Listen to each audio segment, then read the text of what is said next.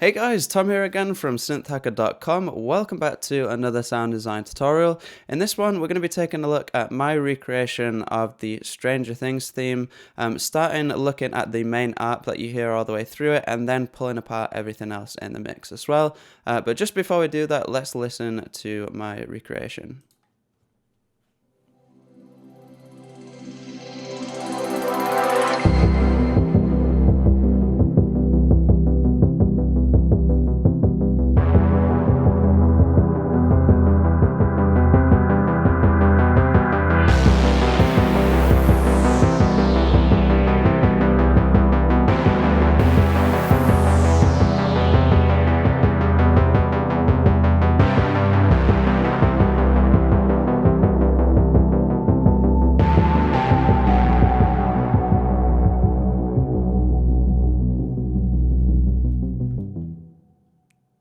So hopefully you enjoyed that. As you can see, there's a lot of layers going on here, and I probably spent far too long recreating this, way longer than I should have, but I think it was worth it. I got it sounding fairly close, and I'm fairly happy with it. So what we're going to do is start with the main ARP first, and then I'm going to go through everything else kind of chronologically.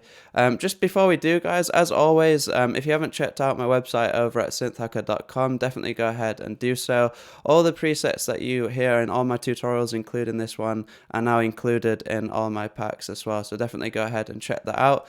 Also, if you haven't followed me over on Twitter and Instagram and Facebook and all that good stuff, I'll leave links down below. You can kind of see what's going on behind the scenes and what I've got planned and stuff like that. But yeah, let's get into the Stranger Things track. So firstly, I'll just show you the MIDI for this main ARP. If I just bring this up here. You can see we just have I believe it's a C major 7 chord with a C on top as well, just an octave up. And this is really kind of the main thing that you're hearing throughout the whole track. And if I go into Diva here, you can see that we're actually using Diva's arpeggiator. I'll just quickly mention as well, we're using mainly Diva for a lot of the sounds in this because in interviews, the band Survive, the two main composers that did this track, said they use, like the Prophet 5, the Juno 6, and synths like that. Unfortunately, in the interviews that I did watch, they especially like the Song Exploder podcast they did, they were kind of breaking down the track and they were talking about the synths that they use, but they didn't really go into too much detail. So hopefully, I can add a bit of value. But yeah, so they use like the Juno 6, they use like the Prophet 5. They also had this sound closer to the end, which almost sounds like a theremin sound, which I also recreated in Serum, which we're going to look at as well. But yeah, so basically we've got this chord going all the way through. We've just got Diva open, very, very simple. If you have Diva and you go into templates, you can actually use this June 60 preset as well, which will give you a really similar sound to the Juno 6 and a lot of the same parameters and stuff like that. So pretty simple patch really. We just have an amplitude envelope here, which is also modulating the cutoff. So bring the cutoff down and add a little bit of envelope modulation. And then we're just using a sawtooth waveform set to this 16 octave. No pulse width modulation or anything like that. And then we've just got it layered with this sub oscillator as well, which is just a square wave, and you can just increase the volume of that. A little bit of plate reverb, and then just the basic up and down one arpeggiator mode as well, which is really cool because you can just, instead of sequencing the arpeggio outside of the synth, you can actually just do it within Diva, which is really cool with this up and down mode. And that's pretty much the basic patch. What you can see on screen here is what you get. And I was actually originally going to do a tutorial on just that, but I thought it would be a really short tutorial, so I'd rather do the track as a whole. But as well, just processing just a really subtle amount of distortion or saturation from Decapitator, and then just a little bit of just a little bit of EQ as well to just roll off some of the lows to make room for the bass. So another interesting part, if we now start like chronologically, we have this intro ARP as well, and this is just the exact same chord as the main ARP, but if we go into Diva here, this is actually a few octaves above. I think it's actually like 2 octaves above because I did change the MIDI as well. It might be 3 octaves, you just have to change it to taste. And then I use just the Ableton stock arpeggiator. So if we listen to this here.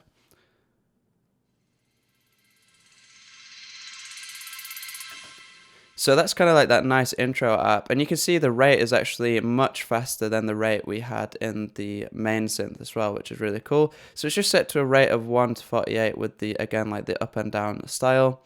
Very similar type of sound to the normal app, so I'll not linger on it too long. Just using a mixture of this pulse waveform and a sawtooth with a bit of pulse width modulation, set to a high octave, as I said. No sub oscillator or anything, but just like a little bit of noise. Using a low pass 4 filter with a lot of resonance and the cutoff a bit higher than the last app, because obviously we're using sounds at a higher octave. We're going to have to push the cutoff frequency open higher so we can hear those high frequencies.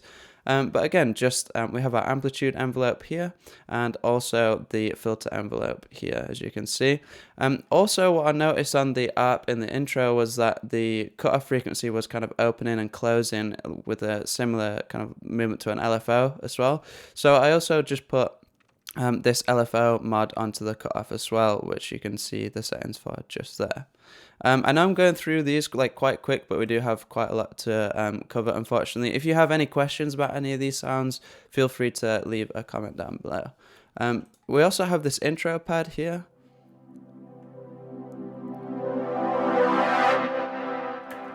Which is a really, really nice way to like kind of start the track. You might have heard there's a lot of sidechain compression on this from the kick as well. But if we just go into Diva here, this is quite simple. Again, you know, very, very simple sounds. We just have a sawtooth wave, no pulse width modulation or anything like that, or no sub oscillator. Pretty low cutoff you can see here, but if I go into our automation, you can see that I actually controlled the cutoff of this with just some automation in Ableton to kind of like open it and close it. And then we just have a little bit of reverb from Valhalla Room as well. Just a really simple sawtooth pad. So next we have this stab pad sound. This is actually part of the track when the bass comes in. I'll just play this.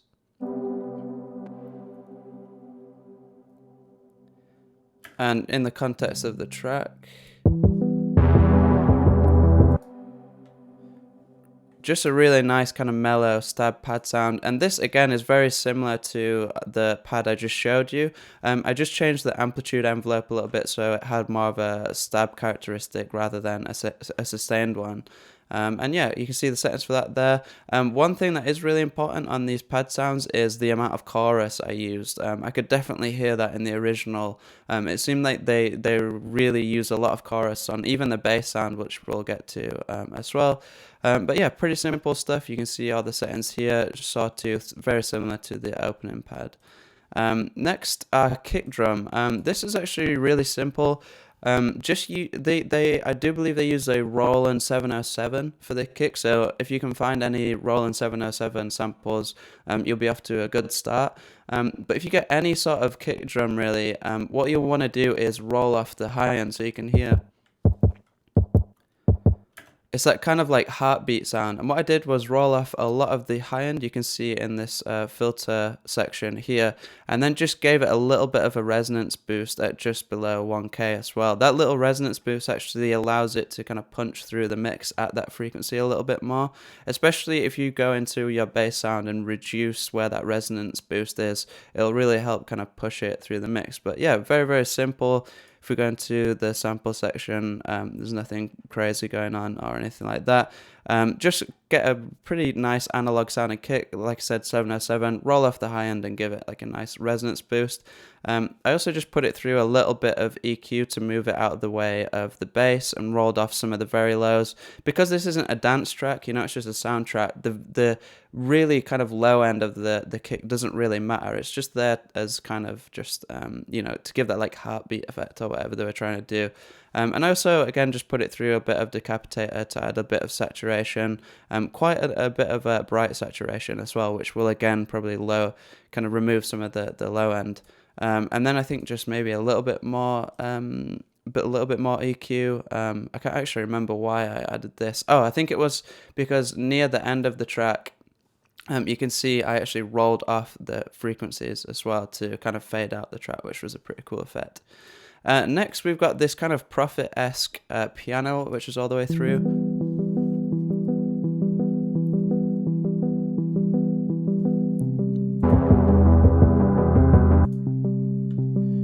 Really, really nice kind of mellow piano sound. And they said they actually used the Prophet 5 for this, and I managed to get something fairly close.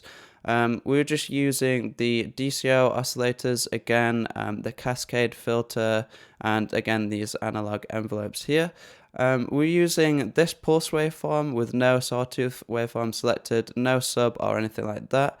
A little bit of pulse width modulation, again, a lot of chorus, and then this kind of amplitude envelope here with quite a lot of release, and then just this subtle kind of envelope this is envelope 1 is doing the amplitude and the filter, so envelope 2 is actually not doing anything at all, as you can see here.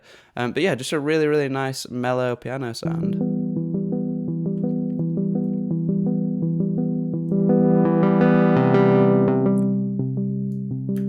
Really, really nice. That kind of low cutoff makes it sound really warm. I really like that.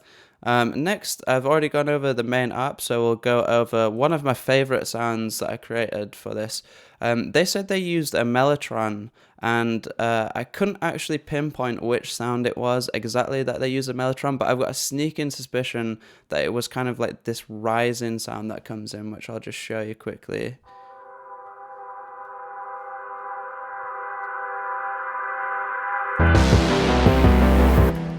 Really, really cool sound. Adds like a lot of tension and suspense. Really, really cool. And this has actually got a lot of processing on. If you guys haven't heard of the mellotron, seriously look it up. It's an incredible instrument that was used way back when. And what they basically did was recorded individual notes of individual instruments like strings or choirs or whatever it was, and then mapped them across a keyboard with real physical tapes, which would allow them to play back, kind of like tape emulations of real instruments. But what's really cool is it has this really kind of cool nostalgic sound that I really like, and I think really sits well in this kind of like 80s synth pop mix. It was really, really popular, used in like psychedelic music and stuff like that. So if you guys haven't checked out Mtron Pro before by a company called GeForce, definitely go and check it out. They basically found like loads of old mellotrons, sampled them all, and then turned them into a virtual instrument, which is crazy. So if you do get your hands on this, I basically used a mixture of a choir layer and a trumpet layer. And both of these are set to half speed to kind of give it like a warped sound. And then I also reversed this choir sample as well, which made it even more kind of like eerie, really, really eerie sound. Because you're essentially taking real sounds that are kind of recognizable, but then you're really warping them, which kind of adds that like eeriness to it. And then we just have a bit of EQ to roll off a lot of the lows. I also used Soundtoys Filter Freak just to open up the frequencies over time with some automation. Also used a Valhalla Room, but what I did was put this really, really wet and then put a utility after to reduce the width and make it mono. And what this kind of does, which is really interesting, is most reverbs are stereo, and the stereo part of reverbs is important to give the kind of simulation that is in a room. But what this actually did was reduce the width of the reverb, and it kind of glues the reverb to the sound to make the reverb actually part of the sound. And then what I did was pass that sound again through some sidechain compression, but then an actual stereo reverb quite subtly, which is a really, really cool effect. It's a really good way to kind of add like a lo-fi element to a sound. Next, we've got the bass hit.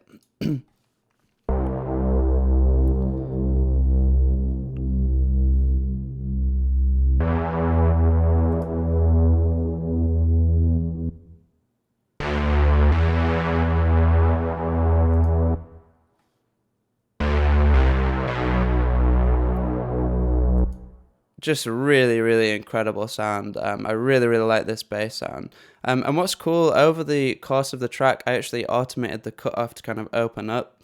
And that's definitely what they did in the original track as well, to give this sense of movement or increasing suspense, which is really cool.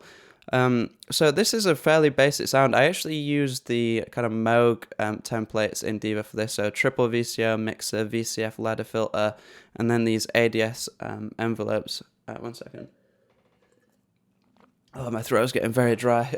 But yeah, we've got a really, really kind of basic sound. But what really makes this sound, I think, is the chorus. So if we play this from the beginning and take the chorus off.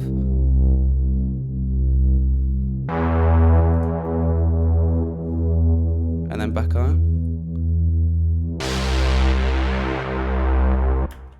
So obviously there you're hearing the cutoff open a bit as well, but you can hear the difference the chorus makes. It's absolutely huge, and it adds like a lot of width and thickness to it, because a chorus is essentially adding detuned versions of the sound back to itself with a bit of a delay, and it really helps give you that like fat bass sound, which is really cool.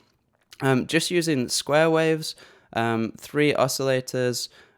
We've got 2 oscillators here which are slightly detuned apart, which are at the same octave, and then we've got another octave here which is also a square wave, which is an octave above these two, but not quite as loud. We've also got a bit of noise on the sound as well, and then being routed through the filter with quite a bit of resonance, and then a little bit of envelope on the filter as well. And you can see the envelope settings and for the filter and the amplitude here. That's pretty much it for the bass sound. You want to make sure that it's mono as well, so you don't get notes clashing and stuff like that. But really, really cool sound. Again, the use of chorus was really important. And then just a little bit of decapitator to kind of add a bit of saturation, a little bit of reverb, not too much at all, and then just a bit of subtle EQing as well to roll off around where the kick drum was coming through. And again, just a bit of sidechain for some mixing. Next, a really cool sound. We've got this resonant sweep sound.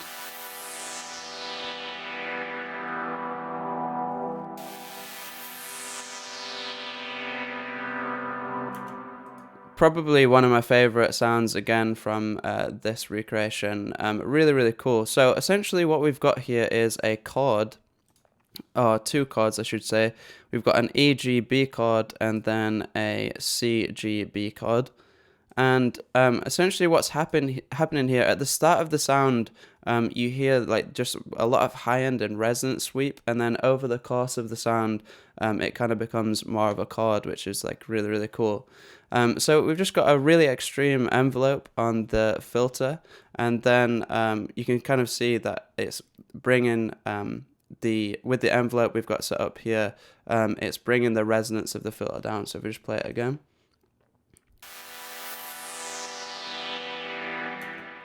Really cool. We've got like quite a bit of noise in the sound, and then just sawtooth waveforms, all at around the same octave here, or just oscillator 2, I should say. And again, yeah, with a bit of noise and a bit of feedback as well. No effects or anything like that. So moving on to the last sound of the mix, this is the kind of theremin type sound, which I actually use Serum for. I'll just show you this quickly.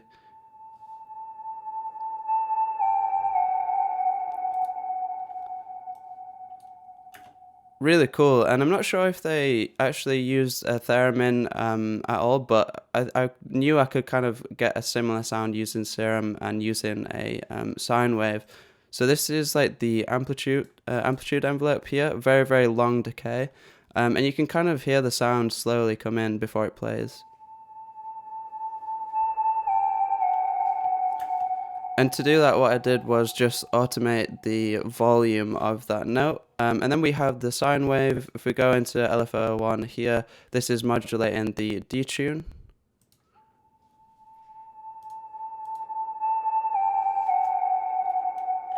And the filter we're using is a band notch filter, or just pretty much just a bandpass filter. And then the effects, just a little bit of compression, a bit of distortion, the MG low pass 24 dB filter, which is being modulated by the amplitude envelope, and then just the lows and highs rolled off with an EQ as well. pass through the Valhalla Room reverb, which is really cool. So that pretty much covers all the sounds in this recreation. Hopefully you enjoyed it. I think I got like fairly close. If you have any questions about any of the sounds in this tutorial, feel free to leave a comment down below and I'll try get back to you. As always, if you haven't checked out my website over at synthhacker.com, definitely go ahead and do so. Subscribe if you haven't done so already. And yeah, thanks for watching, and I'll see you in the next video.